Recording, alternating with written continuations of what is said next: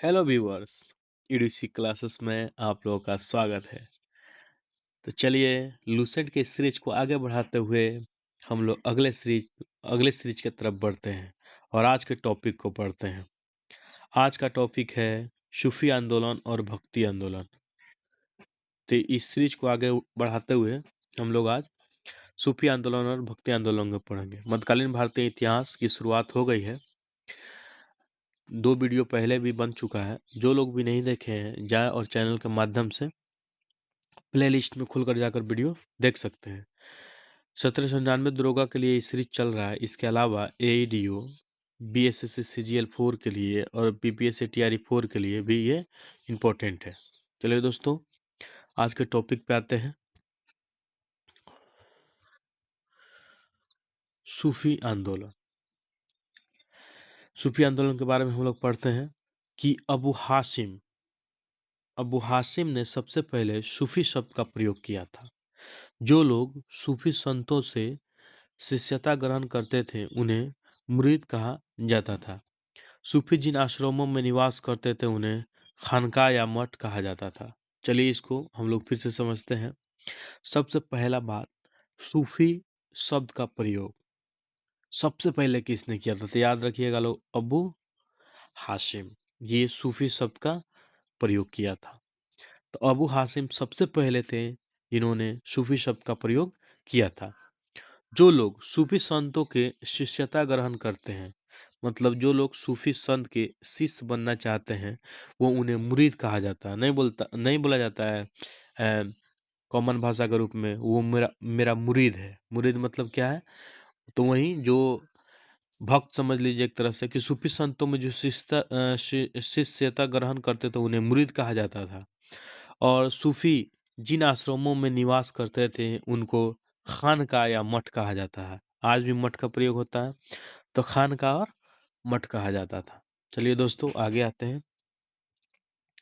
कह रहा है, सूफियों के धर्म संघ बाशारा इस्लामी सिद्धांतों के समर्थक और बेशारा इस्लामी सिद्धांत के बंदे नहीं से विभाजित थे।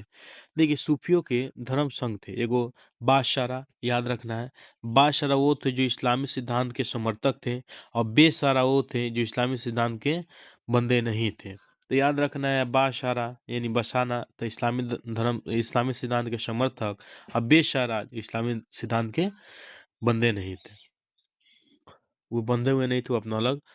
ठीक है दोस्तों, भारत में चिश्ती और सुहरावर्दी सिलसिले की जड़ काफ़ी गहरी थी। भारत में सबसे अगर बोलेगा तो चिश्ती एवं सुहरावर्दी सिलसिले की जड़ें काफ़ी गहरी थी।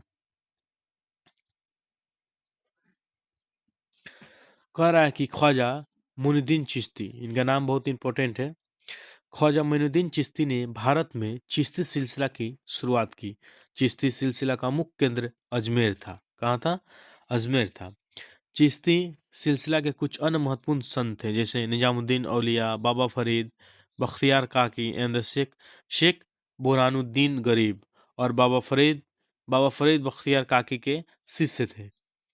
चलिए इसको हम फिर से समझते हैं, ये बहुत इंपॉर्टेंट है कि ख्वाजा मोइनुद्दीन चिश्ती, इनका नाम एकदम याद रखना है। ख्वाजा मोइनुद्दीन चिश्ती ने भारत में चिश्ती सिलसिला की शुरुआत की। तो सबसे पहले का क्वेश्चन ऐसे पूछता है एग्जाम में कि भारत में चिश्ती सिलसिला की शुरुआत किसने किया? तो आप लोगों को याद होना चाहिए, ख्वाजा मोइनुद्दीन चिश्ती। और चिश्ती सिलसिला का मुख्य केंद्र कहाँ था? अजमेर था, राजस्थान का अजमेर। ठीक है दोस्तों, आप लोग याद रखना है कि चिश्ती सिलसिला का मुख्य केंद्र कहाँ था? तो अजमेर था।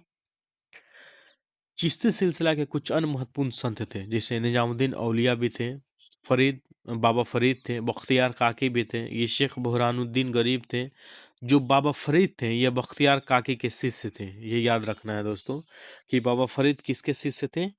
तो बख्तियार काकी के शिष्य थे।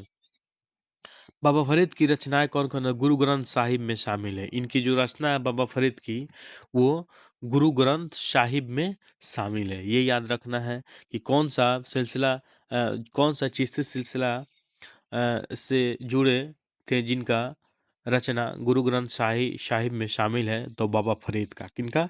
बाबा फरीद का। बाबा फरीद के 2 महत्वपूर्ण शिष्य हुए, ठीक है। एक निजामुद्दीन औलिया और एक अलाउद्दीन शाबिर।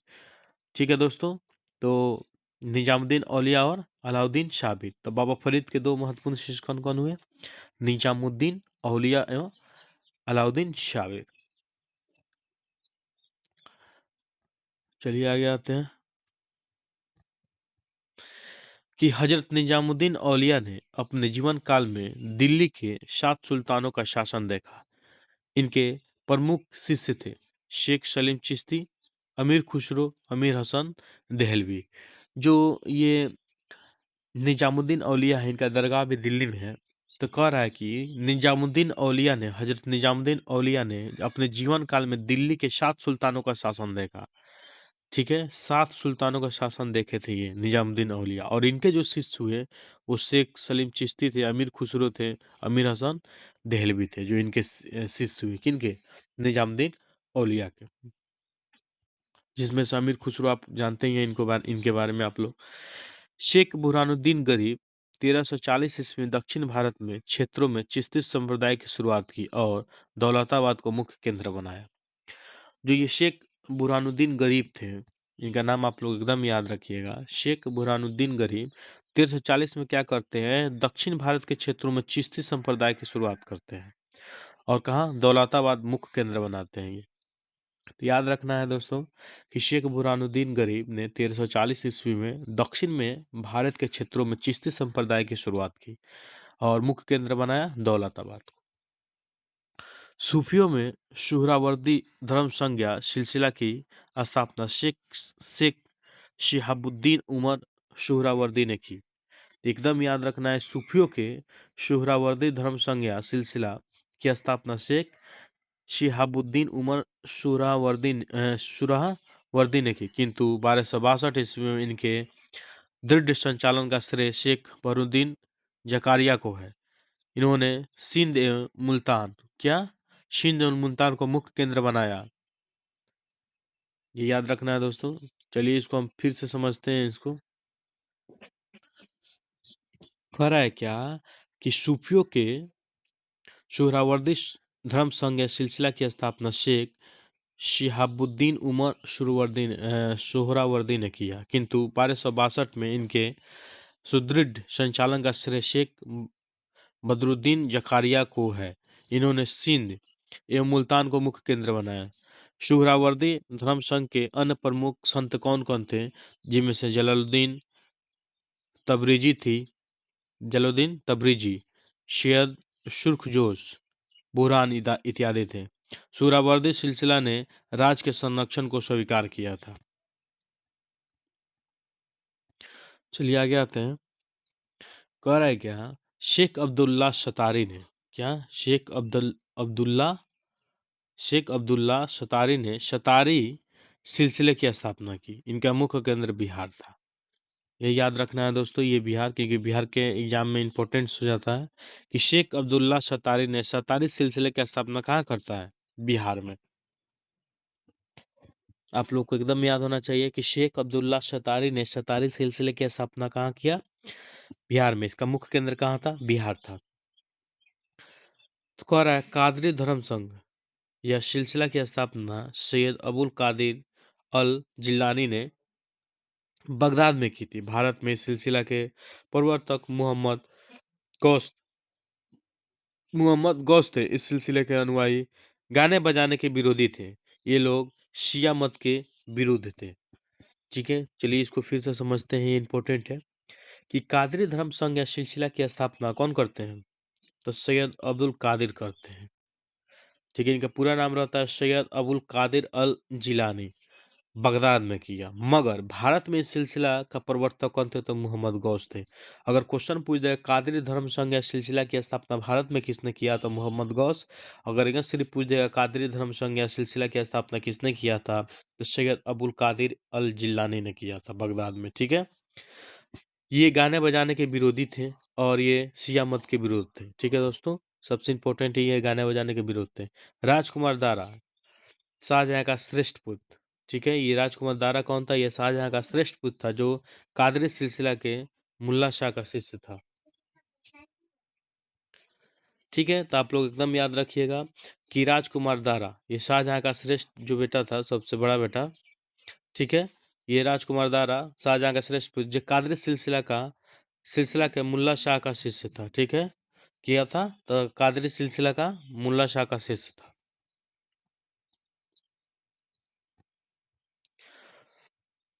नक्शबंदी धर्म संघ या सिलसिला की स्थापना ख्वाजा उबैदुल्लाह ने किया था। ठीक है, भारत में इस सिलसिला की स्थापना ख्वाजा बाकी बिल्लाह ने की। भारत में इसके व्यापक प्रचार का श्रेय बकी बिल्लाह के शिष्य अकबर के समकालीन शेख अहमद सरहिंदी को था। फिरदौसी सुहरावर्दी सिलसिला को ही फिरदौसी और सुहरावर्दी सिलसिला की एक शाखा थी जिसका कार्यक्षेत्र बिहार था, और एग्जाम में बहुत पूछे जाते हैं ये क्वेश्चन। इस सिलसिला को शेख शरीफ उद्दीन याहिया ने लोकप्रिय बनाया। याहिया ख्वाजा निजामुद्दीन के शिष्य थे। चलिए इसको हम फिर से समझते हैं, ये बहुत इंपॉर्टेंट है।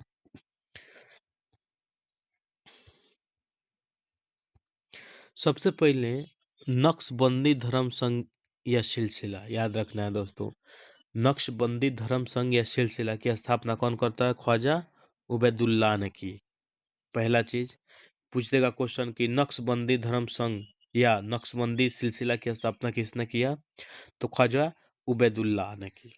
भारत में इस सिलसिला की स्थापना किसने किया? तो ख्वाजा बकी बिल्ला ने किया। अब बोलेगा नक्शबंदी सिलसिला या नक्शबंदी धर्म संघ की स्थापना किसने किया भारत में? भारत में किसने किया? तो इनका नाम था ख्वाजा बकी बिल्ला। अब भारत में इसके व्यापक प्रचार का श्रेय बकी बिल्ला के शिष्य अकबर, अगर भारत में इसका व्यापक विस्तार तो अकबर के समकालीन थे शेख अहमद सरहिंदी को जाता है। अगर वही क्वेश्चन पूछ दे कि नक्शबंदी सिलसिला का भारत में प्रचार प्रसार का श्रेय किसको जाता है, तो अकबर के एक समकालीन थे और जो बकी बिल्ला के शिष्य थे शेख अहमद सरहिंदी को जाता है। सबसे इंपॉर्टेंट, फिरदौसी सुहरावर्दी सिलसिला की एक शाखा थी जिसका कार्यक्षेत्र बिहार था। याद रखना है दोस्तों, बार बार क्वेश्चन पूछता है कि बिहार में कौन सा सिलसिला? तो फिरदौसी या सुहरावर्दी सिलसिला की एक शाखा बिहार थी। इस सिलसिले को शेख, नाम इनका याद रखिएगा लोग, शेख शरीफुद्दीन याहिया। ठीक है, शेख शरीफुद्दीन याहिया ने लोकप्रिय बनाया। याहिया ख्वाजा निजामुद्दीन के शिष्य थे, निजामुद्दीन औलिया के शिष्य थे। ठीक है दोस्तों, ये याद रखना है आप लोगों को। यहाँ से क्वेश्चन बस इतना ही पूछा जाता है। इसके बाद हम लोग भक्ति आंदोलन को पढ़ते हैं और इसको भी खत्म करते हैं। भक्ति आंदोलन, चलिए दोस्तों आज भक्ति आंदोलन को भी कंप्लीट करेंगे हम लोग। छठी शताब्दी में, कब? छठी शताब्दी में भक्ति आंदोलन की शुरुआत तमिल क्षेत्र में हुई जो कर्नाटक और महाराष्ट्र में फैल गया। सबसे पहला चीज कि छठी शताब्दी याद रखना है। छठी शताब्दी में भक्ति आंदोलन की शुरुआत तमिल क्षेत्र, कर्नाटक और महाराष्ट्र क्षेत्र में फैल गया। तो सबसे पहले भक्ति आंदोलन की शुरुआत कब हुई? तो छठी शताब्दी में। भक्ति भक्ति आंदोलन का विकास 12 अलवार वैष्णव संतों और 63 नायनर शैव संतों ने की। शैव नायनर और वैष्णव अलवार जैनियों और बौद्धों के अपरिग्रह को अस्वीकार कर ईश्वर के प्रति व्यक्तिगत भक्ति को ही मुक्ति का मार्ग बताते थे। इसको बहुत समझना इंपॉर्टेंट है।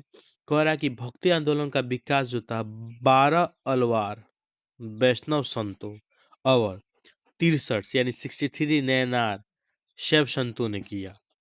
भक्ति आंदोलन का विकास 12 अलवार वैष्णव संतों और 63 नैनार शैव संतों ने किया। शैव, देखिए समझिएगा लोग, शैव नैनार और वैष्णव अलवार जैनियों और बौद्धों के अपरिग्रह को अस्वीकार कर, उनके बौद्ध जैनिज्म को अस्वीकार कर ईश्वर के प्रति व्यक्ति की भक्ति को ही मुक्ति का मार्ग बताते थे। कि अगर मुक्ति का मार्ग तो क्या है?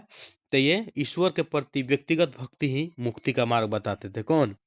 ये जो जिन्होंने भक्ति आंदोलन का विकास किया। 12 अलवार वैष्णव संतों और 63 नैनार शैव संतों ने किया था।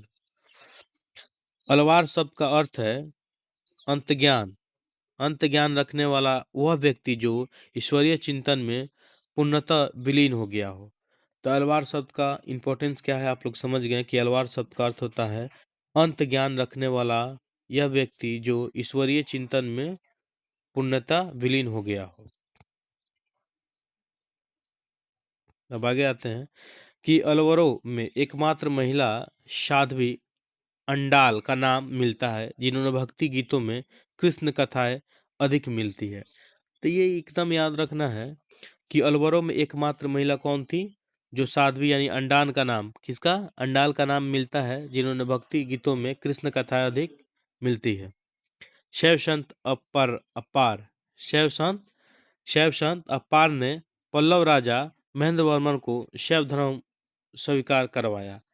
तो याद रखना है कि शैव धर्म जो अपार ने पल्लव राजा महेंद्र वर्मन को शैव धर्म स्वीकार करवाया था।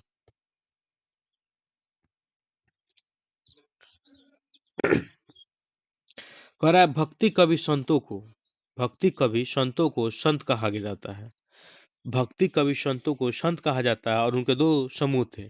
प्रथम समूह वैष्णव संत थे जो महाराष्ट्र में लोकप्रिय हुए।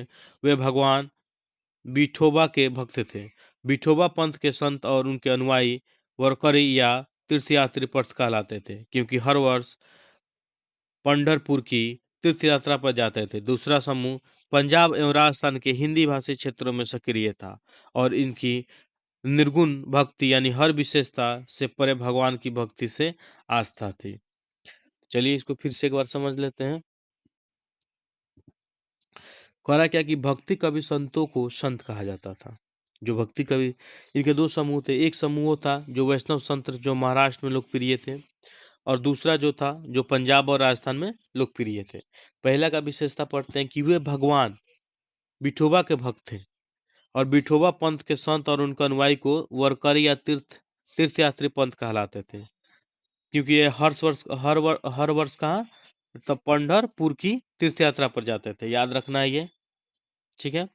उसका बाद दूसरा समूह था जो पंजाब राजस्थान में हिंदी भाषी क्षेत्रों का सक्रिय था और इसकी निपुण भक्ति था कि हर विशेषता से परे भगवान की भक्ति से में इन लोगों की आस्था थी, ठीक है। आगे आते हैं कि भक्ति आंदोलन को दक्षिण भारत में से उत्तर भारत में रामानंद ने द्वारा लाए गए। ये क्वेश्चन एग्जाम में बार बार पूछे जाते हैं कि भक्ति आंदोलन को दक्षिण भारत से उत्तर भारत किसने लाया था। तो ये रामानंद, इनका नाम एकदम याद रखिएगा लोग दोस्तों, बार बार ये एग्जाम में पूछे जाते हैं कि भक्ति आंदोलन को दक्षिण भारत से उत्तर भारत लाने में किसका योगदान है, तो रामानंद का। बंगाल में कृष्ण भक्ति की प्रारंभिक प्रतिपादकों में विद्यापति ठाकुर और चंडीदास थे। कह रहे हैं कि बंगाल में कृष्ण भक्ति की प्रारंभिक प्रतिपादकों में कौन, विद्यापति ठाकुर और चंडीदास थे। इनका नाम याद रखना है, विद्यापति ठाकुर और चंडीदास। ये कहाँ, बंगाल का कृष्ण भक्ति प्रारंभिक में इनका।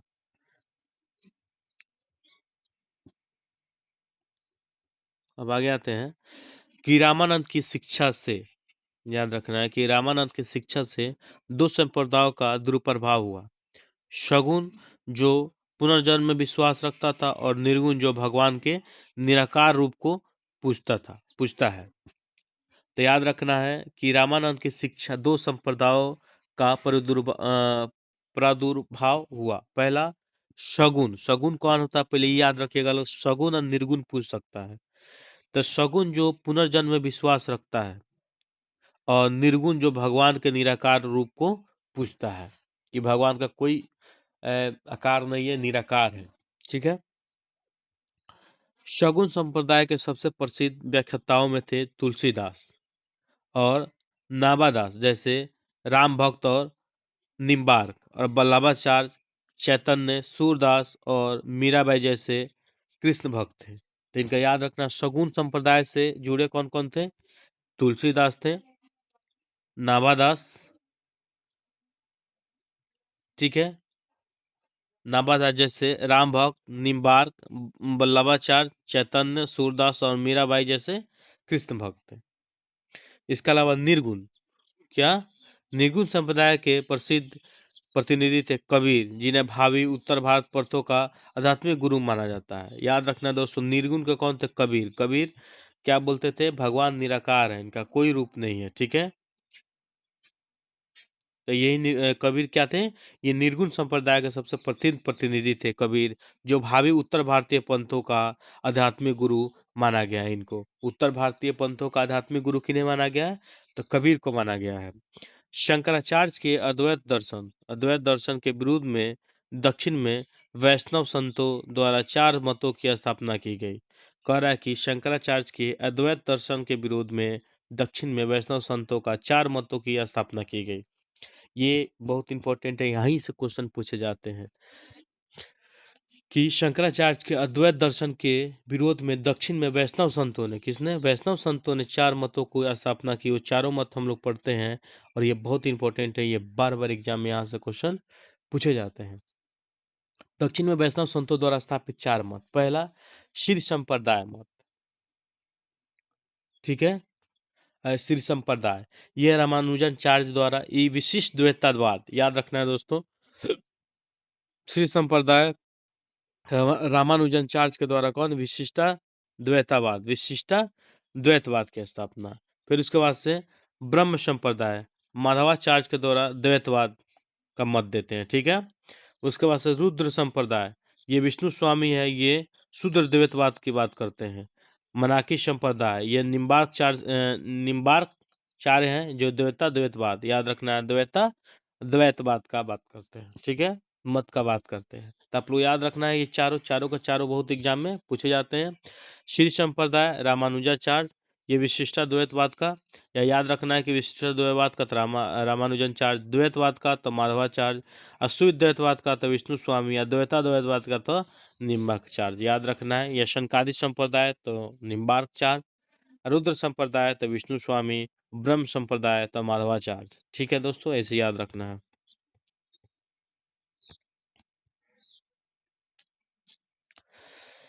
भक्ति आंदोलन के संत और भक्ति आंदोलन जैसे शंकराचार्य, इनके बारे में चलिए हम लोग पढ़ते हैं।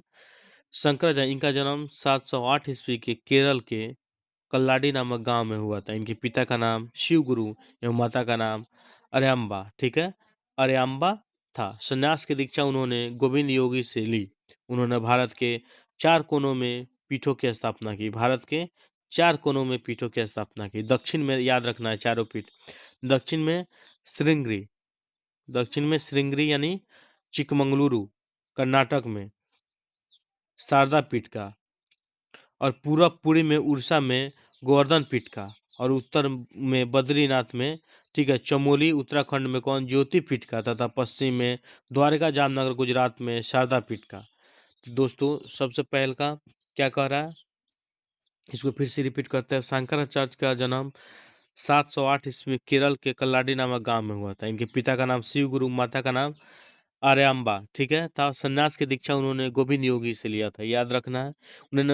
उन्होंने भारत में 4 कोनों में पीठों की स्थापना की। पीठों का स्थापना किसने किया था? तो शंकराचार्य, याद रखना है। दक्षिण में श्रृंगी, यानी श्रृंगी का कहाँ है? दक्षिण में श्रृंगी, जो शारदा पीठ का स्थापना दक्षिण में किया था, ठीक है। गोवर्धन पीठ की स्थापना पूरब में किए थे, ठीक है, और ज्योति पीठ की स्थापना ये उत्तर में किए थे, और शारदा पीठ की स्थापना ये पश्चिम में किए थे। और कहाँ कहाँ किए थे इसको भी हम लोग समझ लेते हैं कि ये दक्षिण में जो श्रृंगी यानी चिकमंगलूर कर्नाटक में जो किए थे उसको शारदा पीठ यानी दक्षिण में, पूरब यानी पूरी उड़ीसा में जो किए थे तो गोवर्धन पीठ किए थे उड़ीसा में, याद रखना है। उत्तर या बद्रीनाथ या चमोली उत्तराखंड में जो किए थे वो ज्योतिष पीठ किए थे, और पश्चिम द्वारिका जामनगर गुजरात में जो किए थे वो शारदा पीठ किए थे। तो याद रखना है दोस्तों कि चिकमंगलूर में भी शारदा पीठ, कर्नाटक दक्षिण वाला भी, पश्चिम वाला भी शारदा पीठ, जो 2 जगह। उत्तर वाला कौन? तो उत्तर वाला अगर बोलेगा बद्रीनाथ में तो ज्योतिष पीठ और गोवर्धन पीठ बोले तो पूरब में, ठीक है दोस्तों, चारों याद रखिएगा। कह रहा है क्या? शारदा पीठ या कालिका पीठ भी उसको बोलते हैं, किसको? गुजरात वाला, ठीक है। चारों पीठों में सबसे पहले श्रृंगी पीठ को स्थापना हुई थी, याद रखना है। सबसे श्रृंगी पीठ, याद रखना है। चारों पीठों में सबसे पहले श्रृंगी पीठ यानी दक्षिण वाला पीठ सबसे पहले हुआ था।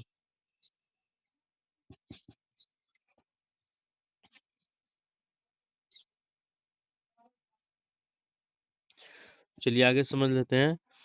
शंकराचार्य की मृत्यु 820 ईस्वी में हो गई, याद रखना है। कब हो गई? 820 में हो गई। शंकराचार्य के बद्रायन के ब्रह्म सूत्र के आधार पर ही अपने सिद्धांत का प्रतिपादन किया था। शंकराचार्य ने बद्रायन के ब्रह्म सूत्र के आधार पर ही अपने सिद्धांत का प्रतिपादन किया और उन्हें अपने दर्शन को जीव ब्रह्म की एकता के सिद्धांत पर आधारित है। जीव ब्रह्म की एकता के सिद्धांत पर आधारित है, जो अद्वैतवाद यानी एकत्ववाद का नाम दिया है। यह वेदांत की सबसे पुरानी विचारधारा है। ये वेदांत की सबसे पुरानी विचारधारा है। इस विचारधारा का मुख्य सिद्धांत जीवन मुक्ति है, अर्थात यह ऐसा विचार है कि एक जीवन में एक मोक्ष प्राप्त किया जा सकता है। यह भारत के उन दर्शनों के विपरीत है। अन्य दर्शनों का मुख्य सिद्धांत विदेह मुक्त अर्थात मृत्यु उपरांत मोक्ष है। अद्वैत का लक्ष्य आत्मज्ञान प्राप्त करना और आत्मा एवं ब्रह्म की पहचान की पूर्ण पूर्ण समझ प्राप्त करना है। आत्मा और ब्रह्म से ही सही ज्ञान के सभी दोहरी प्रवृत्ति समाप्त हो जाती है और अंततः मोक्ष प्राप्त होता है। यद्यपि शंकराचार्य ने शैव धर्म को अनुयायी थे। याद रखना है कि शंकराचार्य किसके अनुयायी थे? तो शंकराचार्य शैव धर्म के अनुयायी थे तथापि उन्होंने पंचायतन पूजा, याद रखना दोस्तों, पंचायतन पूजा का निरूपण किया, जिन्होंने शिव, विष्णु, भक्ति, सूर्य एवं गणेश की पूजा का विद्वान था। इसमें विधान था। याद रखना है ये पंचायतन पूजा का क्या है? तो पंचायतन पूजा का निरूपण किया, जिसमें शिव, विष्णु, भक्ति, सूर्य एवं गणेश की पूजा विधान है। ठीक है दोस्तों, चलिए अब आगे आते हैं। अब रामानुजन को पढ़ते हैं, सॉरी रामानुजन चार्य को पढ़ते हैं। रामानु रामानुजाचार्य, ठीक है, कह रहा है कि 11वीं शताब्दी में उन्होंने राम को अपना आराध्य माना। इनका जन्म 1017 में मद्रास के निकट पेरुम्बर, कहाँ? मद्रास के निकट पेरुम्बर नामक स्थान पर हुआ। 1137 ईस्वी में इनकी मृत्यु हो गई। रामानुजन ने वेदांत में प्रशिक्षण अपने गुरु और कांचीपुरम के यादव प्रकाश से प्राप्त किया। उन्होंने अपने मोक्ष प्राप्त का सर्वोत्तम साधन विष्णु के प्रति अनन्य भक्ति भाव रखना है। इसको फिर से हम लोग समझ लें। कह रहा है कि रामानुजाचार्य जो 11वीं शताब्दी में उन्होंने राम को अपना क्या माना? आराध्य माना राम को, रामा। इनका जन्म 1017 ईस्वी में मद्रास के निकट कहाँ है? पेरुम्बर नामक स्थान पर हुआ था। मद्रास में इनका हुआ था, याद रखना है। और 1137 में इनकी मृत्यु हो गई। कब हो गई? 1137 में। रामानुज के वेदांत में प्रशिक्षण अपने गुरु कांचीपुरम के यादव प्रकाश, इनका गुरु थे, से प्राप्त किया था। उनके अनुसार मोक्ष प्राप्ति का सर्वोत्तम साधन विष्णु के प्रति अनन्य भक्ति का भाव रखना था। ठीक है दोस्तों, भगवान विष्णु की कृपा दृष्टि से भक्त उनके साथ एकाकार होने का परमानंद प्राप्त कर सकता है। रामानुज ने विशिष्ट द्वैतवाद यही बार बार पूछता है कि सिद्धांत का प्रतिपादन किया। ये बार बार पूछता है कि रामानुज ने किस सिद्धांत का प्रतिपादन किया था? तो याद रखना है दोस्तों, विशिष्टा द्वैतवाद। कुछ याद रहे चाहे नहीं रहे, ये याद रहना बहुत जरूरी है कि रामानुज ने कौन सा सिद्धांत प्रतिपादन किया था। विशिष्ट द्वैतवाद का सिद्धांत प्रतिपादन किया था, जिसका अनुसार आत्मा परमात्मा से जुड़ने के बाद भी अपनी अलग सत्ता बनाए रखती है। इसके सिद्धांत के भक्ति की नई धारा को बहुत प्रेरित किया, जो परवर्ती काल में उत्तरी भारत में विकसित हुई। रामानुजाचार्य के अनुसार आत्मा और परमात्मा का संबंध चिरागी व अग्नि के संबंध जैसा है। रामानुज के अनुयायी को वैष्णव कहा गया है। याद रखना दोस्तों, रामानुज के अनुयायी को वैष्णव कहा गया है। तो आप लोग समझे कि विशिष्ट द्वैतवाद क्या होता है। ये होता है कि आत्मा और परमात्मा से जुड़ने के बाद भी अपनी एक अलग सत्ता बनाए रखती है। और क्या होता है कि एक नई धारा को प्रेरित किया जाता है और परवर्ती काल में उत्तरी भारत में विकसित हुई। रामानुज के अनुसार आत्मा और परमात्मा का संबंध चिरागी व अग्नि के संबंध जैसा है। ठीक है दोस्तों, और रामानुज के अनुयायी को वैष्णव कहा जाता है, ये याद रखना है। शंकराचार्य का दृष्टिकोण और रामानुज का दृष्टिकोण, दोनों का अंतर समझते हैं।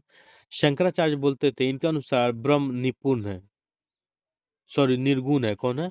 कह रहा है इनका अनुसार, शंकराचार्य का अनुसार बोलता है कि इनका अनुसार ब्रह्म जो है निर्गुण है। हम निर्गुण जो पढ़ाए थे आप लोगों को ऊपर, इनका अनुसार ब्रह्म के कुछ गुण भी होते हैं। और रामानुज का दृष्टि होता है कि इनका अनुसार ब्रह्म के कुछ गुण भी होते हैं। शंकराचार्य के अनुसार कि इनके अनुसार ज्ञान की मुक्ति का मुख्य साधन है। ज्ञान की प्राप्ति करना तो साधना कीजिए। इनके अनुसार शारदा तथा समर्पण का अभ्यास मुक्ति प्राप्ति का साधन है। दोनों अलग अलग विचार दिए। चलिए आते हैं रामानंद के बारे में हम लोग पढ़ते हैं, फिर उसके बाद कबीर को पढ़ेंगे। रामानंद समझ लीजिए इनका 1368 में 1368 और 1468 मतलब 100 साल तक समझ लीजिए इनका। ठीक है, जन्म 1368 है, मृत्यु 1468। ठीक है।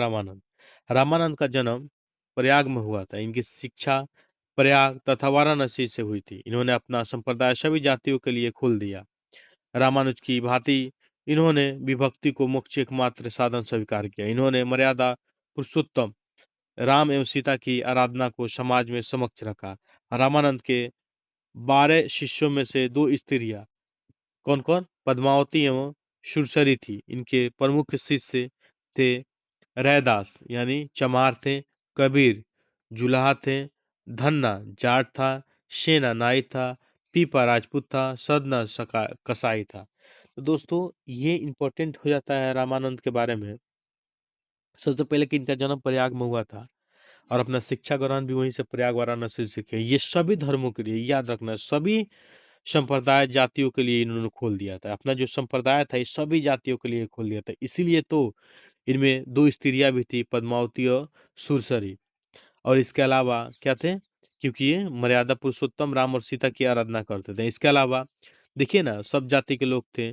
कौन थे? रैदास, चमारता, कबीर, जुला, कबीर, धन्ना जाट, सेना नाई, पीपा राजपूत, साधना कसाई सब थे। अब चलिए कबीर को हम लोग पढ़ते हैं। कबीर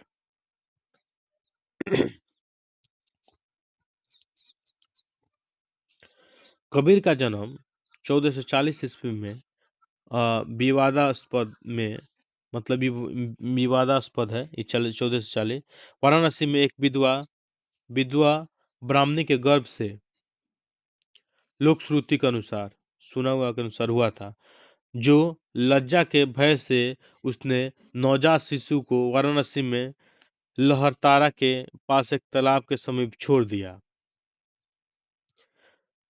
जुल्हा नीरू तथा उसकी पत्नी नीमा इस नवजात शिशु को अपने घर ले आई। इस बालक का नाम कबीर रखा गया। कबीर की शादी लोई से हुई। उनके 2 बच्चे हुए और उनकी जिंदगी आम गृहस्थ जैसी थी। इन्होंने राम, रहीम, हजरत, अल्लाह आदि को एक ईश्वर के अनेक रूप माने हैं।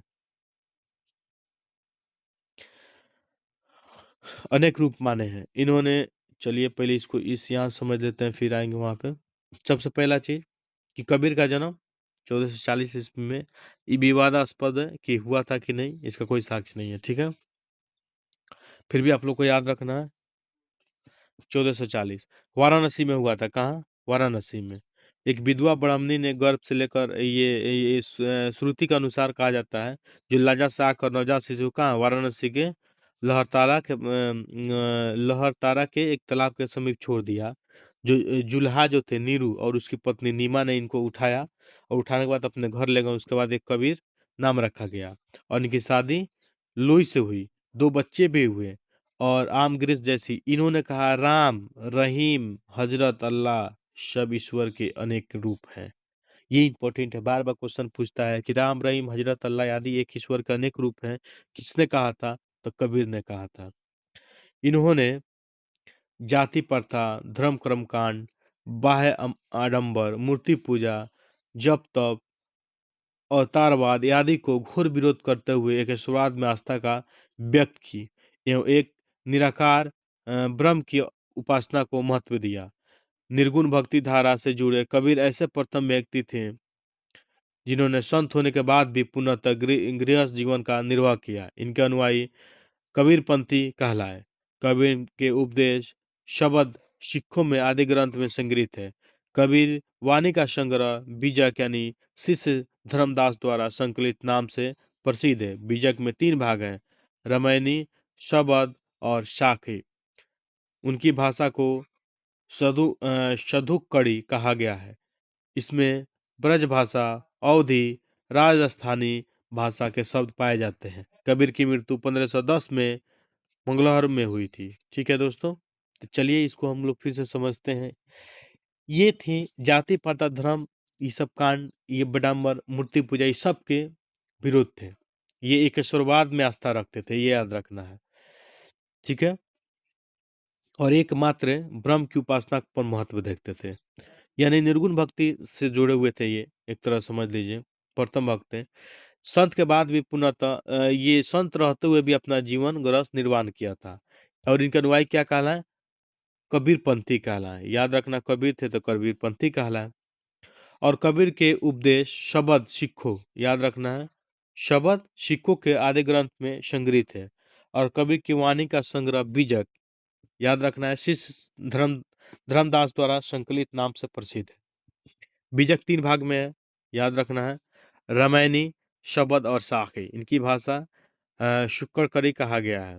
इसमें ब्रज भाषा, अवधी और राजस्थानी भाषा सब पाए गए हैं। कबीर की मृत्यु कब हो जाती है? तो 1510 में मगहर में हुई। याद रखना है, मगहर में। चलिए नोट में पढ़ते हैं, कबीर के लेकर कुछ बात है। कबीर सुल्तान सिकंदर लोदी के समकालीन थे, ये याद रखना है। कबीर सिकंदर लोदी के समकालीन थे। कबीर किसके? सिकंदर लोदी के समकालीन थे। चलिए अब गुरु नानक को हम लोग पढ़ते हैं।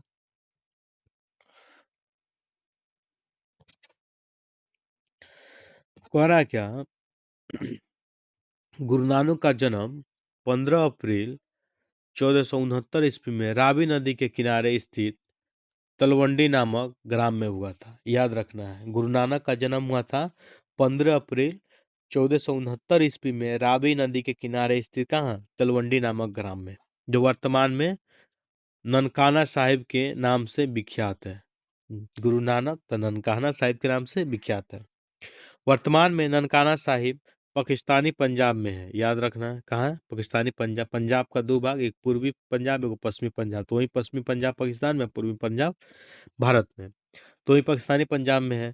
सिख समुदाय गुरु नानक देव, याद रखना है, सिख समुदाय गुरु नानक देव जी का जन्म दिवस प्रारंभिक रूप से कार्तिक पूर्णिमा अक्टूबर नवंबर के दिन मनाया जाता है, जो अंग्रेजी कैलेंडर की तिथि से अलग है। उनकी माता का नाम तृप्ता देवी और पिता का नाम मेहता कालूराम था, जो पटवारी थे। बटाला के मूलराज खत्री की बेटी सुलक्षणी, कौन? सुलक्षणी ने उनका विवाह हुआ था, जिससे उन्हें 2 पुत्र और 2 पुत्रियां हुई। उन्होंने देश का 5 बार चक्कर लगाया। तो इनका विवाह हुआ था, सुलक्षणी के उनका विवाह हुआ था। तो कह रहा है क्या? जिन्होंने उनके 2 पुत्र और पुत्रियां थी, उन्होंने देश का 5 बार चक्कर लगाया, जिसे उदासीस कहा जाता है। तो चलिए दोस्तों एक बार फिर से इसको रिपीट कर देते हैं। पहला, इनका जन्म हुआ था 15 अप्रैल, कब? 15 अप्रैल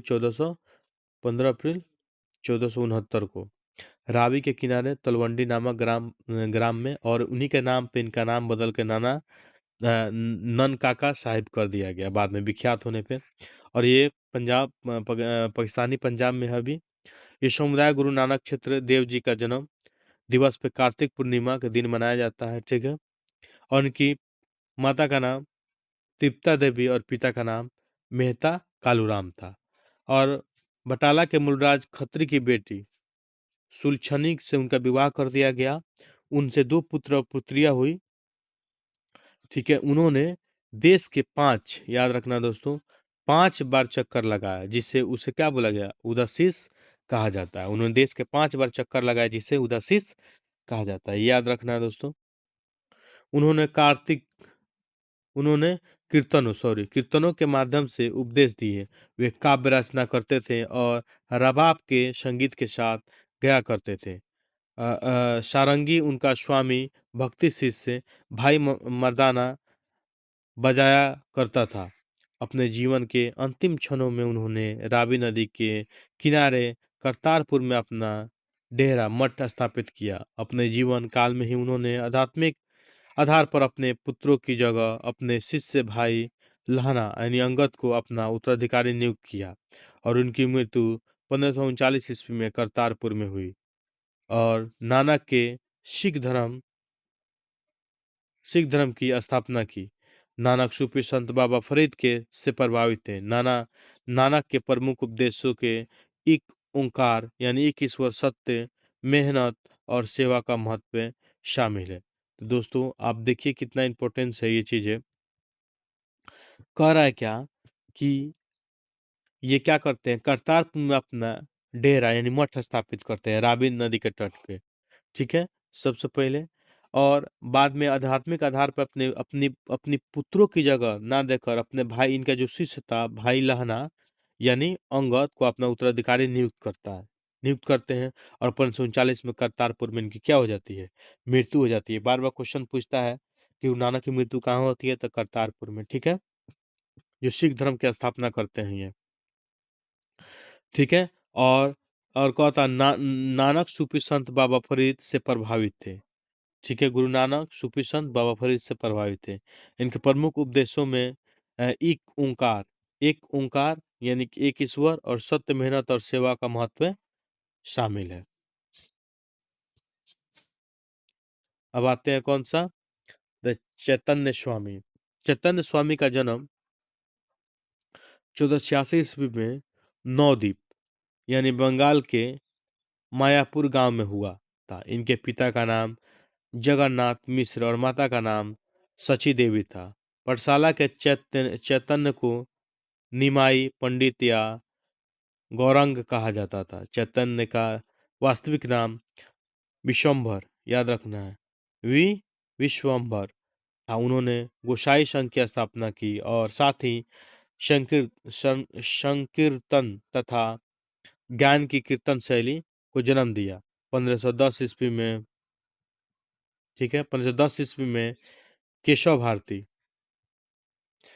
भारती नामक सन्यासी ने चैत्य को सन्यास की दीक्षा दी और सन्यासी बनने के बाद बंगाल छोड़कर पुरी यानी उड़ीसा चले गए, जहां उन्होंने 2 दशक तक भगवान जगन्नाथ की उपासना की। इनकी मृत्यु 1533 ईस्वी में हो गई। इनके दार्शनिक सिद्धांत को अचिंत्य भेदाभेदवाद के नाम से भी जाना जाता है। चलिए इसको फिर से इनको समझते हैं कि सबसे पहले चैतन्य स्वामी का जन्म 1486 में हुआ था। नवद्वीप बंगाल के मायापुर गांव में हुआ था। ठीक है, पहला कि चैतन्य स्वामी का जन्म कब, तो 1486 में। कहा, नवद्वीप मायापुर गांव यानी बंगाल में। इनके पिता का नाम जगन्नाथ मिश्र था और माता का नाम सची देवी था। पाठशाला में चैत्य को निमाई पंडित या गौरांग कहा जाता था। चैतन्य का वास्तविक नाम विश्वम्भर था। उन्होंने गोसाई संघ की स्थापना की, याद रखना है। चैतन्य स्वामी ने गोसाई संघ की स्थापना किया, ये सबसे इंपॉर्टेंट है। और साथ ही संकीर्तन प्रथा यानी, याद रखिएगा, संकीर्ण प्रथा या गायन की कीर्तन शैली की शुरुआत किसने किया था, तो चैतन्य स्वामी ने किया था। याद रखना है कि संकीर्तन प्रथा या गायन की कीर्तन शैली का भी आविष्कार किसने किया, शुरुआत या जन्म दिया किसने, तो चैतन्य स्वामी ने। 1510 ईस्वी में केशव भारती नामक सन्यासी ने चैतन्य को सन्यास की दीक्षा दी थी। याद रखना, केशव भारती नामक सन्यासी ने चैतन्य को सन्यास की दीक्षा दी। तो याद पूछेगा क्वेश्चन कि किसने किसने चैतन्य स्वामी को सन्यास की दीक्षा दी थी, तो केशव भारती। याद रखिएगा लोग, केशव भारती। सन्यासी बनने के बाद बंगाल छोड़कर पूरी उड़ीसा चले गए, जहां उन्होंने 2 दशक तक भगवान जगन्नाथ की उपासना की। याद रखना है, किसकी उपासना की, भगवान जगन्नाथ की उपासना की। इनकी मृत्यु 1533 ईस्वी में हो गई। याद रखना है, इनके दार्शनिक सिद्धांत को अचिंत्य भेदाभेदवाद के नाम से भी जाना जाता है। ठीक है, इस विचारधारा के बारे में माना जाता है कि यह माधवाचार्य के कठोर द्वैत सिद्धांत और रामानुजन के विशिष्ट अद्वैत का एकीकरण है। इस विचारधारा के अनुसार सर्वोच्च भगवान और व्यक्तिगत आत्मा एक ही समय में एक ही भिन्न भिन्न है। एंड इस्कॉन इसी दर्शन का अनुसरण करता है। इस्कॉन इसी दर्शन का क्या करता है, अनुसरण करता है। तो ये जो अचित्य भेदाभेदवाद जो दिए थे, इसके बारे में माना जाता है कि ये माधवाचार्य, याद रखना है कि माधवाचार्य के कठोर द्वैत सिद्धांत और रामानुजन के विशिष्ट अद्वैत का एकीकरण है।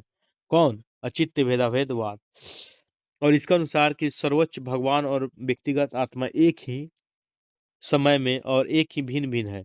यानी इस्कॉन इसी दर्शन का अनुसरण करता है। ठीक है दोस्तों? आइए नोट में क्या लिखा हुआ है कि अचित्य भेदाभेदवाद विचारधारा के अनुयायी थे गौड़ी गौड़ीय वैष्णव। याद रखना है दोस्तों कि अचित्य भेदवाद विचारधारा के अनुयायी थे गौड़ीय वैष्णव। चलिए अब हम लोग अगले विचारों को पढ़ते हैं। श्री माधवा वल्लभाचार्य। ठीक है, श्री माधवा वल्लभाचार्य। ठीक है, वल्लभाचार्य। श्री माधवा वल्लभाचार्य का जन्म 1479 ईस्वी में चंपारण्य यानी वाराणसी में हुआ था।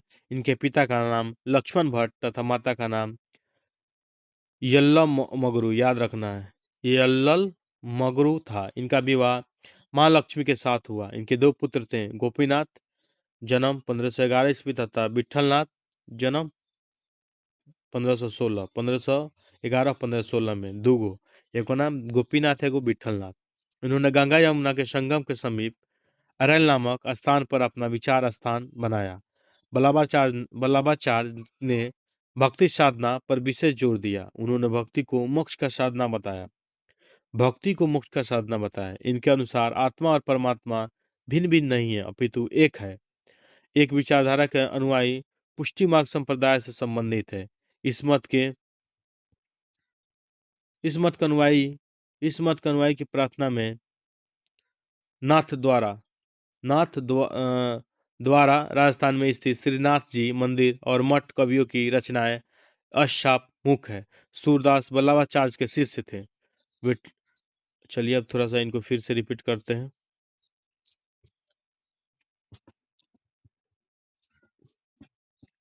कह रहा है क्या?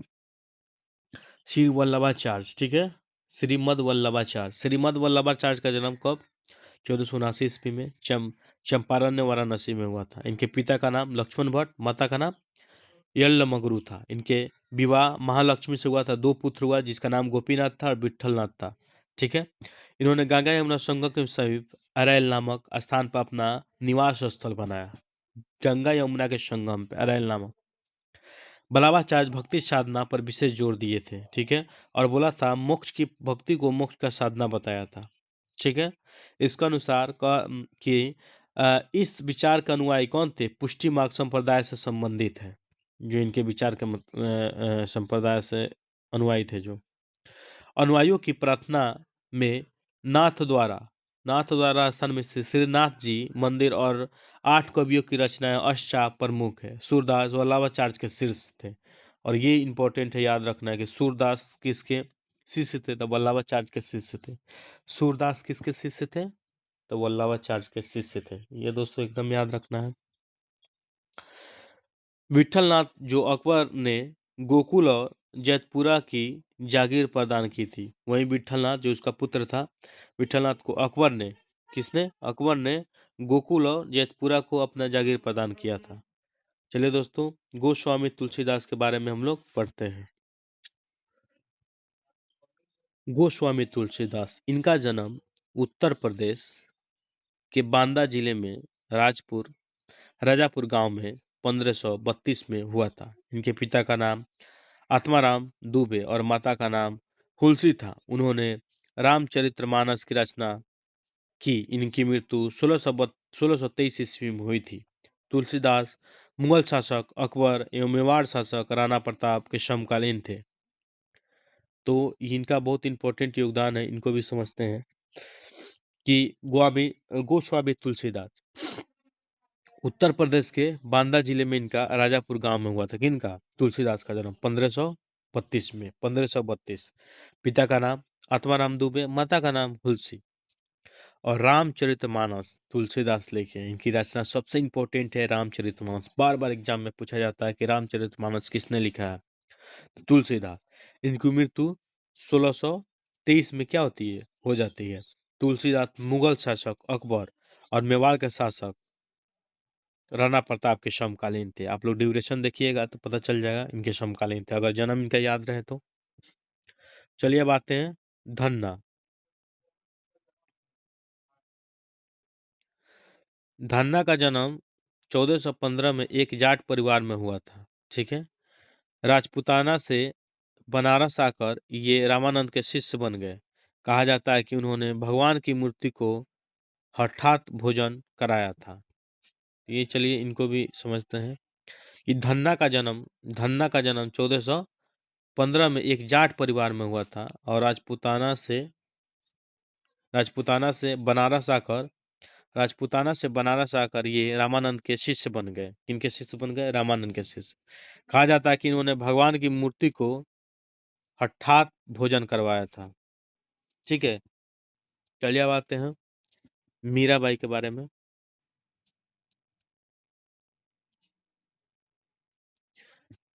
मीराबाई मीराबाई का जन्म 1498 में मेड़ता जिले के चौकारी ग्राम में हुआ था। इनके पिता का नाम रतन सिंह राठौर था। इनका विवाह 1516 ईस्वी में राणा संगा के बड़े पुत्र युवराज भोजराज से हुआ था। अपने पति की मृत्यु के उपरांत ये पुनः धर्म धर्म धर्म प्रायण, ठीक है। उनके पति के मृत्यु के उपरांत में यह पुनः धर्म प्रायण जीवन व्यतीत करने लगी। उन्होंने कृष्ण की उपासना प्रेमी एवं पति के रूप में की। उनकी कृष्ण की उपासना प्रेमी और पति के रूप में की। इनके भक्ति गीत मुख्यतः ब्रज भाषा और आंशिक रूप से राजस्थानी में लिखे गए हैं तथा इनकी कुछ कविताएं राजस्थानी में भी है। इनकी मृत्यु 1546 ईस्वी में द्वारका में हो गई। स्वतः रविदास की यानी रैदास को मीराबाई का गुरु माना जाता है। संत रविदास जी को मीराबाई का गुरु माना जाता है। सबसे पहले बात, मीराबाई का जन्म हुआ था 1498 में। कहाँ पे? चौकारी एक ग्राम है, मेड़ता जिला चौकारी इनका हुआ था। इनके पिता रतन सिंह राठौर, माता का नाम इनके पिता का नाम रतन सिंह राठौर और विवाह राणा सांगा के बड़े पुत्र युवराज भोजराज के साथ हुआ था। इनके पति की मृत्यु के बाद यह क्या हुआ? धर्म प्रायण जीवन व्यतीत करने लगे और कृष्ण की उपासना प्रेमी और पति के रूप में किया है इन्होंने। और भक्ति गीत मुख्यतः ब्रज भाषा और आंशिक रूप से राजस्थानी में लिखे हैं। इनकी कुछ कविताएं राजस्थानी में भी हैं। इनकी मृत्यु 1546 में द्वारका में हो गई। संत रविदास जी को मीराबाई का गुरु माना जाता है। याद रखना है दोस्तों कि संत रविदास जी को मीराबाई का गुरु माना जाता है।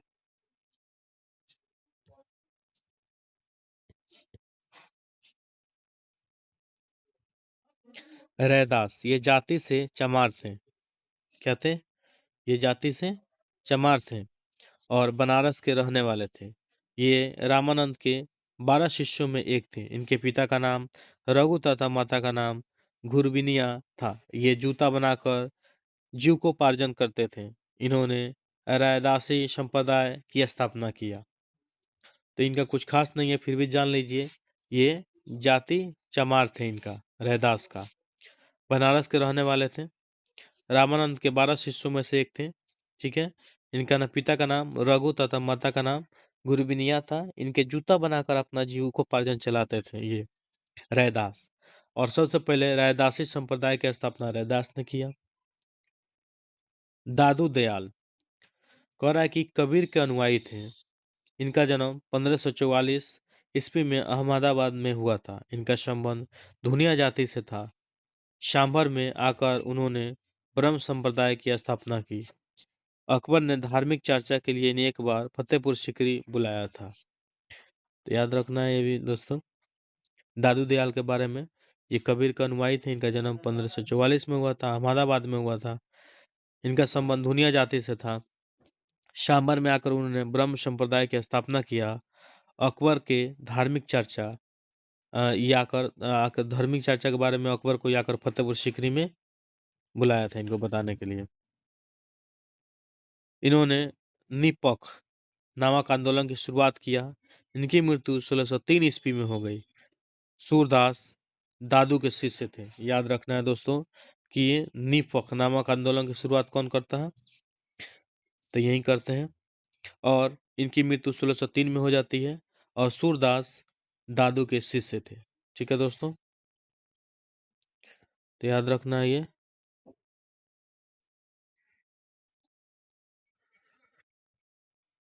दादू दयाल भी पढ़ लिए लोग। अब शंकर देव के बारे में पढ़ते हैं लोग।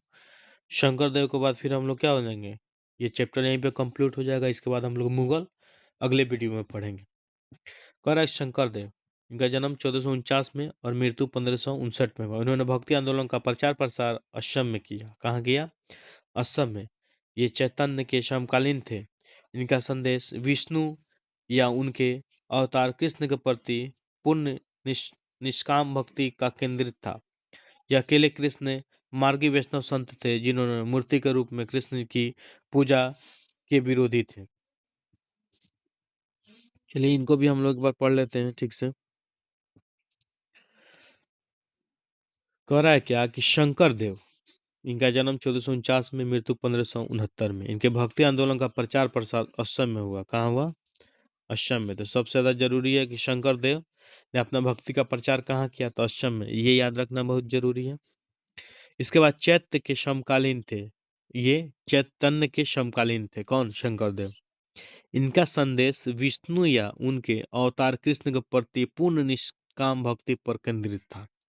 ये अकेले कृष्ण मार्गी वैष्णव संत थे। याद रखना, ये अकेले कृष्ण मार्गी वैष्णव संत थे जो मूर्ति के रूप में कृष्ण की पूजा के विरोधी थे।